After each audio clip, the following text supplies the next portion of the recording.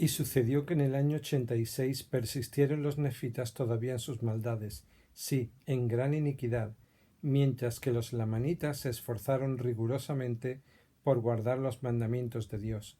Y aconteció que en este año un tal Samuel, un lamanita, llegó a la tierra de Zaraemla y empezó a predicar al pueblo, y ocurrió que por muchos días predicó el arrepentimiento al pueblo, y lo echaron fuera, y se hallaba a punto de regresar a su propia tierra. Mas he aquí vino a él la voz del Señor de que volviera otra vez y profetizara al pueblo todas las cosas que le vinieran al corazón. Y aconteció que no permitieron que él entrase en la ciudad, por tanto fue y se subió sobre la muralla. ¿Qué aprendemos acerca de volver a intentarlo una y otra vez? ¿De quién podemos tomar ejemplo? Los hermanos de Nefi y Nefi mismo no consiguieron las planchas de Labán a la primera, tuvieron que volver a intentarlo. Abinadí tuvo que entrar disfrazado porque la primera vez no consiguió que lo dejaran. Alma hijo, cuando fue a predicar a Amonía, no pudo encontrar la manera de hacerlo y un ángel del Señor le pidió que volviera. Y aquí tenemos a Samuel el lamanita, no solamente predica durante muchos días y lo echan fuera, es que luego vuelve a intentarlo y no le dejan entrar. Él podría haber dicho, yo ya he hecho suficiente, no necesito esforzarme más. ¿Cómo podemos aplicar esto a nuestros llamamientos, a ministrar a una persona que parece dura al principio, a trabajar con personas que parece que no nos dan oídos, a enseñar clases de escuela dominical a jóvenes que parece que están en otro mundo? En los versículos 3 y 5 se nos dice que el Señor mandó a Samuel y él obedeció que declarara las cosas que el Señor pondría en su corazón. ¿Hemos actuado alguna vez por inspiración? ¿Hemos sentido alguna vez que debíamos decir algo y lo hemos hecho? Veamos un ejemplo. Mi experiencia fue en la visión con mi compañero. Estábamos en un área grande y de repente encontramos una persona que estaba tirada en el suelo bebiendo, ¿no? Y al pasar por ahí sentimos como que teníamos que hablar con esa persona. Y hablamos con él sin saber nada de él. Y le hablamos de cómo nuestro Padre Celestial tiene un plan para todos y cómo puede cambiar su vida. Y él nos dijo que quería cambiar, que estaba hace tiempo que quería cambiar su vida, pero que no sabía cómo hacerlo. Entonces, como misionero, empezamos a ir a su casa a enseñarle. Y también hablamos con su mamá. Y a día de hoy, al enseñarle de cómo podía cambiar su vida y sentir esas impresiones del espíritu, hoy es una persona que sigue yendo a la iglesia y cumple con sus mandamientos, que va al templo. Y para mí fue un gran honor poder sentir esa impresión del espíritu sin yo saber. Al igual que mi querido amigo Nefi Sánchez, todos tenemos el privilegio de ser inspirados y todos debemos hablar cuando el Señor nos ponga cosas en nuestro corazón. Las palabras que Samuel habló a los nefitas fueron duras.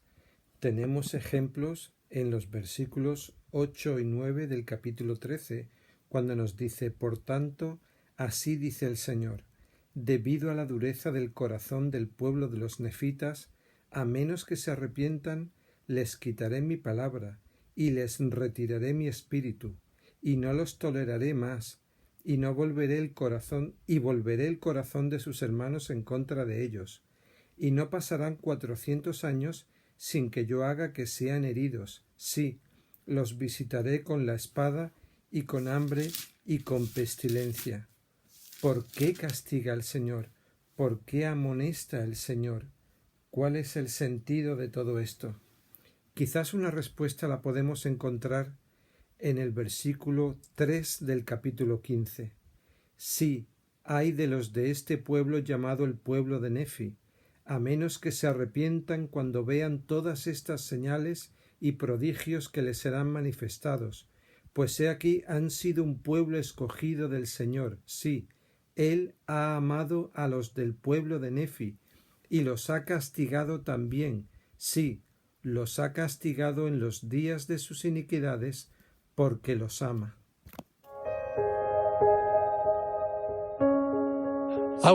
Me gustaría hablar de una actitud y una práctica particulares que debemos adoptar si deseamos satisfacer las altas expectativas de nuestro Padre Celestial.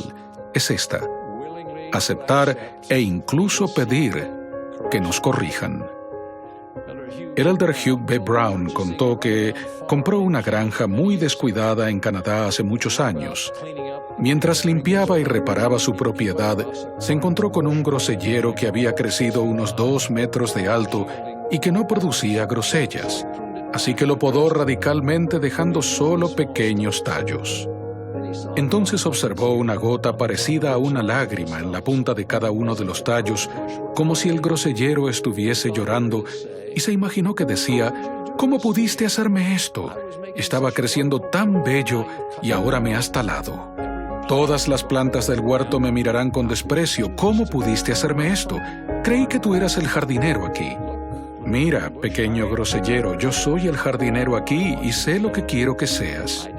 No quería que fueras un árbol frutal ni de sombra. Quiero que seas un grosellero. Y algún día, pequeño arbusto, cuando estés cargado de fruta me dirás: gracias, señor jardinero, por quererme lo suficiente para talarme. Años más tarde, el presidente Brown estaba en línea para ser ascendido a general, pero a pesar de que estaba plenamente calificado para el ascenso, se lo negaron porque era mormón. Continuando con su relato, el presidente Brown recordó: abordé el tren y volví al campamento con un corazón entristecido y con amargura en el alma. Cuando volví a mi tienda, tiré la gorra sobre el catre, elevé los puños hacia el cielo y dije: ¿cómo pudiste hacerme esto, Dios? He hecho todo lo posible para prepararme. ¿Cómo pudiste hacerme esto? Luego oí una voz, era mi propia voz, que decía: yo soy el jardinero aquí, y sé lo que quiero que hagas. La amargura abandonó mi alma y caí de rodillas cerca del catre para pedir perdón por mi ingratitud. Y ahora, casi 50 años después, miro hacia arriba a Dios y digo: gracias, señor jardinero, por talarme, por quererme lo suficiente para herirme. Todos podemos satisfacer las altas expectativas de Dios, sin importar cuán grandes o pequeños sean nuestra capacidad y nuestro talento. Oremos para recibir su corrección inspirada por el amor, en el nombre de Jesucristo. En el capítulo 14, Samuel da una señal al pueblo tanto del nacimiento de Jesucristo como de su muerte. En el versículo 3 leemos: y he aquí esto os daré por señal al tiempo de su venida, porque he aquí habrá grandes luces en el cielo, de modo que no habrá oscuridad en la noche anterior a su venida, al grado de que a los hombres les parecerá que es de día. Por tanto, habrá un día y una noche y un día, como si fuera un solo día y no hubiera noche. Y esto os será por señal, porque os percataréis de la salida del sol y también de su puesta. Por tanto, sabrán de seguro que habrá 2 días y una noche. Sin embargo, no se obscurecerá la noche, y será la noche antes que él nazca. Y he aquí aparecerá una estrella nueva, tal como nunca habíais visto, y esto también os será por señal. Y he aquí esto no es todo, habrá muchas señales y prodigios en el cielo.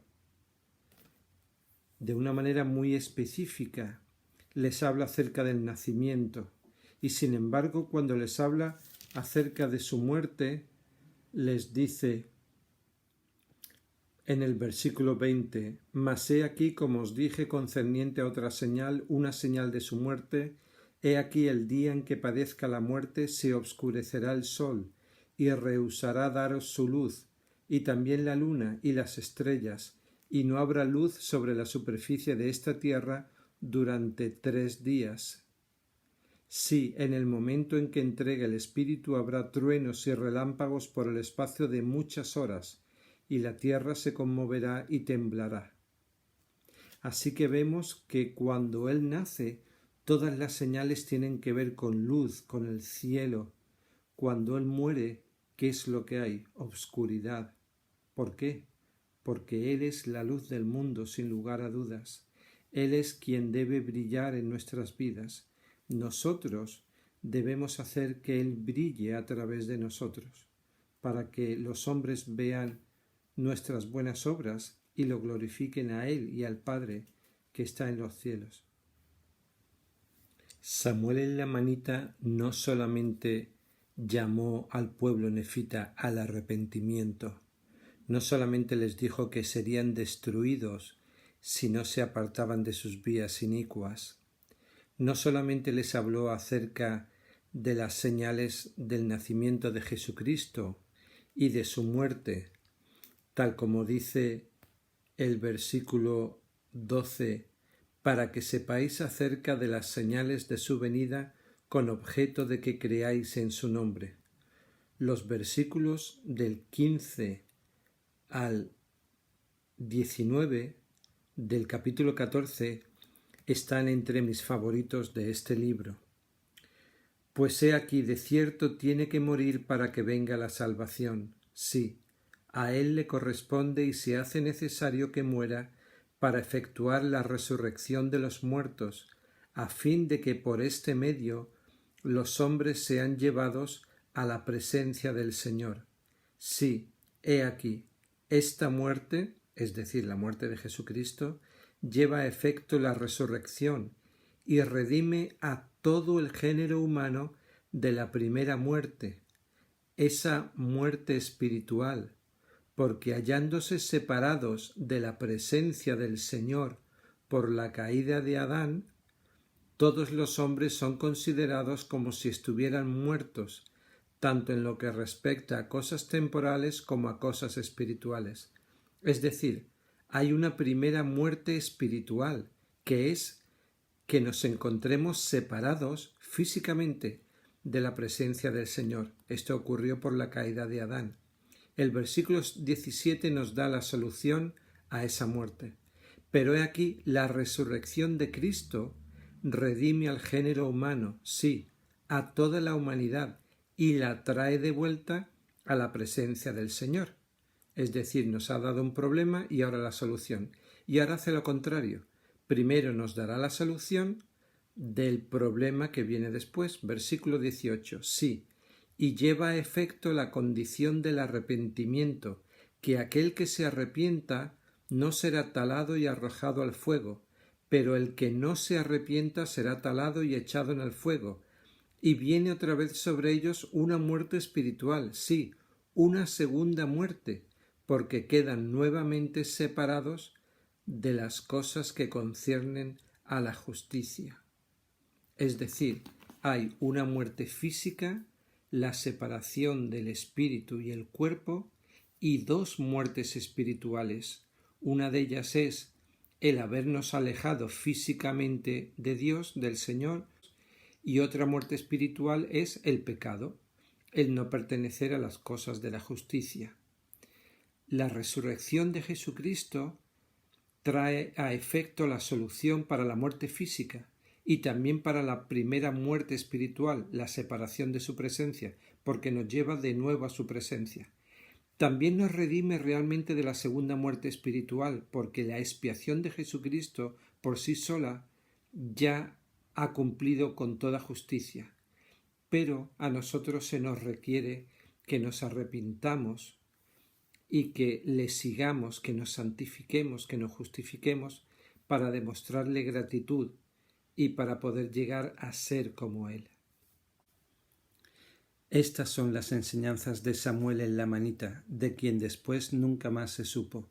Los que creyeron en él fueron a buscar a Nefi para que los bautizara, y fueron firmes en la fe. Ese es mi deseo, que creamos en la redención del Cristo viviente, el Hijo del Dios viviente, en sus profetas antiguos y modernos, y que podamos encontrar la vida eterna siendo como dioses. En el nombre de Jesucristo. Amén.